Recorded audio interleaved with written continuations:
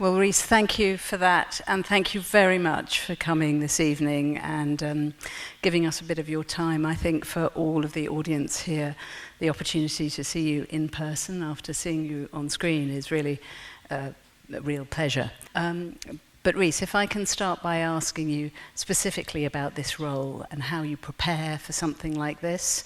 I think it's your third time doing Manon, and maybe if you could tell us a little bit about how you started with this production and what it feels like seeing it tonight.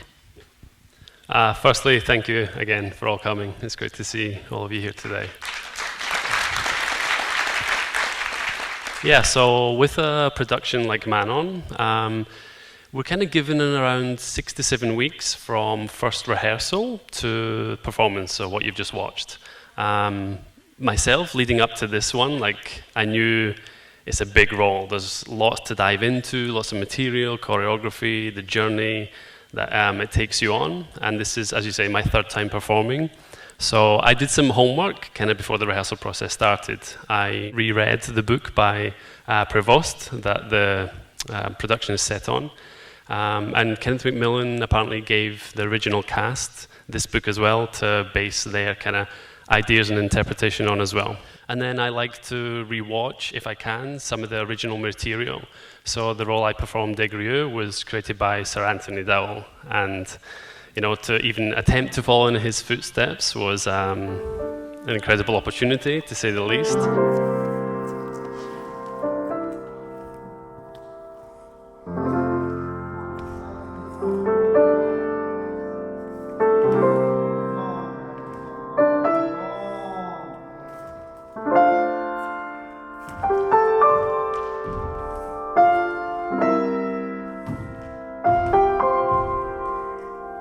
When it comes time to creating my own interpretation and how I want to feel, so I like to do all the homework before I go in there, especially watching material, because then it allows me to not kind of mimic someone else. We always start with the pas de deux, alongside my great coach, Alexander Agajanov, and my wonderful ballerina partner, Natalia Ozapova.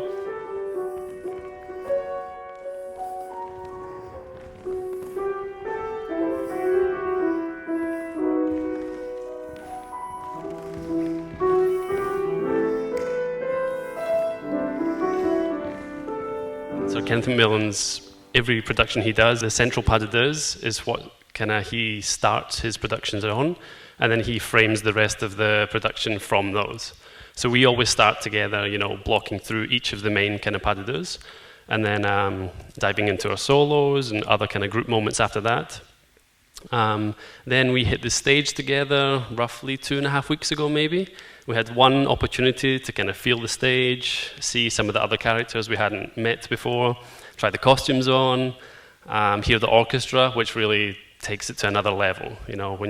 Every time, we're so lucky, as dancers, to have the best orchestra, the best, stage crew, technicians, everything kind of behind the scenes.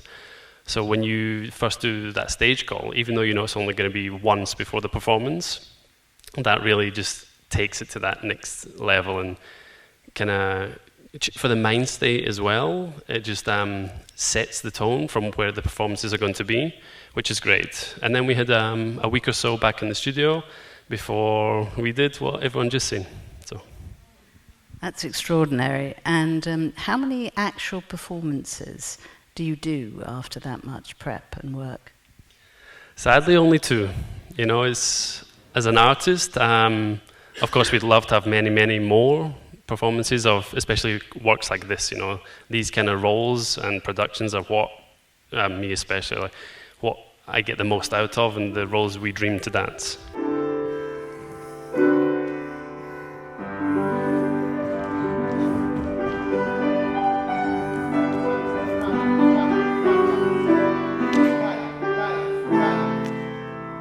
How physically and mentally grueling is it?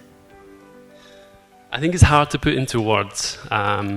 So with this production, the first act that you've seen is the most physically demanding. From when I first start the first variation until the end of the act, there's no real pause. It just, one thing leads into the next, But it's great, especially the story just carries you through that kind of physical exhaustion we feel. Then Act 2 is a bit more of character development. You know, we go on a journey together. I'm kind of watching, feeling kind of out of place and a bit lost in my own head throughout Act 2, watching everything kind of unfold. And then Act 3 is the real mental and emotional challenge. That's when everything is built up to the moment when we've, you know, exiled together to the swamps of Louisiana, and I've taken someone's life, and, you know, someone's dying in my arms. So yeah, Act 3 is really the mental exhaustion you feel. As tiring it is, you know, it's just, this role is so rewarding. You know, the journey you go on, it's incredible. Even now, I feel like I'm still digesting some of the emotions and thoughts I had during these performances. During the intervals, we get to have a drink, go to the toilet. What do you do? Do you come out of character? What's it like in between? Yeah, it's always a tricky one, because if it's physically demanding, like kind of the worst thing we can do is just sit down and relax until you go back on stage. So we kind of have to keep the legs going, give them a quick shake, stretch if you can. But then there's costume changes in this production. There's makeup changes and touch-ups, and especially for the camera, they're quite particular about, you know, hair and makeup and a quick snack, a quick bite. But in some ways, I think that works quite well. You know, especially for these story ballets, there's not quite enough time to slip out of character. You know, you head back to the changing room. Quick water, quick bite, costume back on, and then you stay in that zone, you stay in the character, and you walk back out onto stage. So, now, for me at least, those pas de deux were some of the most sensual and erotic moments that I've ever seen on screen, actually, you know, including in great movies. Can you talk a little bit about that partnership with Natalia, how it came about, and what it's like to dance together? So with Natalia, I think we first started working together about 5 years ago. And to begin with, it was by chance. You know, we weren't scheduled to perform together, and for whatever reason, partnerships go off, and I kind of stepped in with 2 weeks' notice to perform Onegin, another great production, alongside Natalia. And of course, I know who Natalia was and how incredible an artist she is. And I think I was a bit, not nervous, but I think I was just apprehensive to match that level that she was at, you know, say 5 years ago. But no, from our first rehearsal together, she's been so generous as an artist and as a human with me as well. And yeah, over the years, we've done many productions together, the big classics, some more modern works. So it really felt like a good time to tackle Manon at this time in our partnership, because with Manon, there has to be, you know, a lot of trust there. Kenneth Macmillan's pas de deux are very physically demanding, and there has to be a lot of trust between, you know, the lead couple. And with Natalia, that was something that was just always there with us, you know. I had heard that she can be quite spontaneous, and she kind of throws herself at you sometimes. But for me, it didn't really faze me, you know.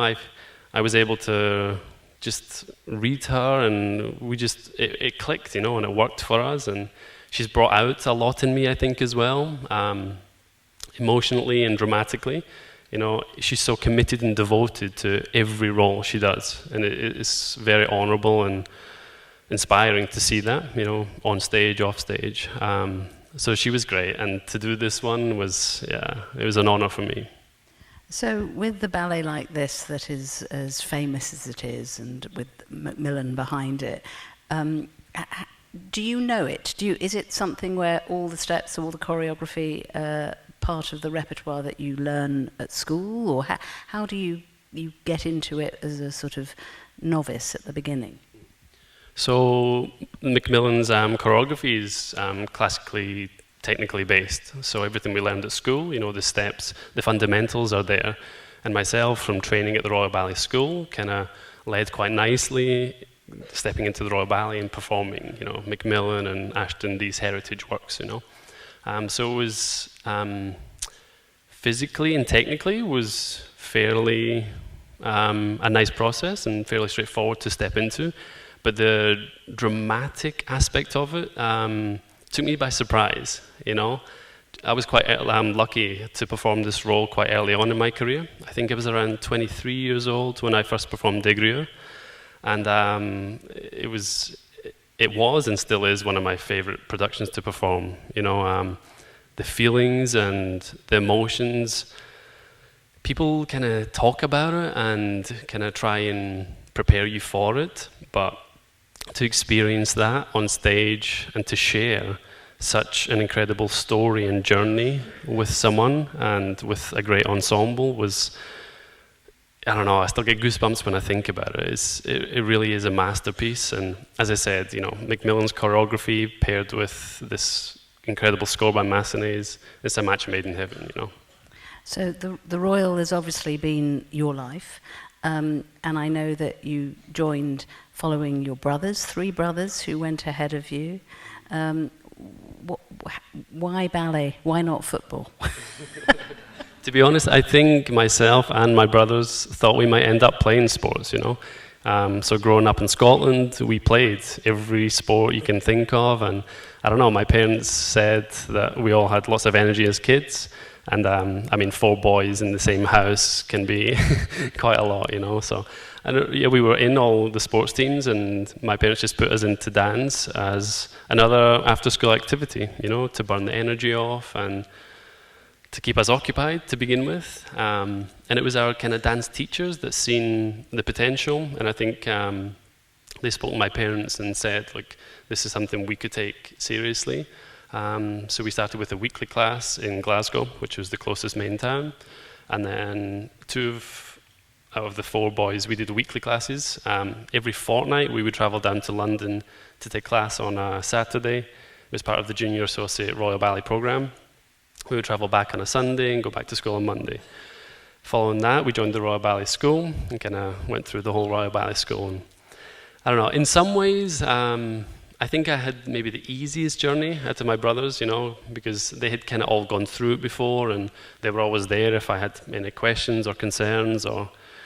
And I was lucky, I got to go and watch them perform professionally as well, and I'd always leave the theatre, that kind of cliche moment of leaving the theatre, dancing and trying some of their steps I'd seen them do. So yeah, it was, I think, quite unexpected from the small town we come from, but yeah, it worked out.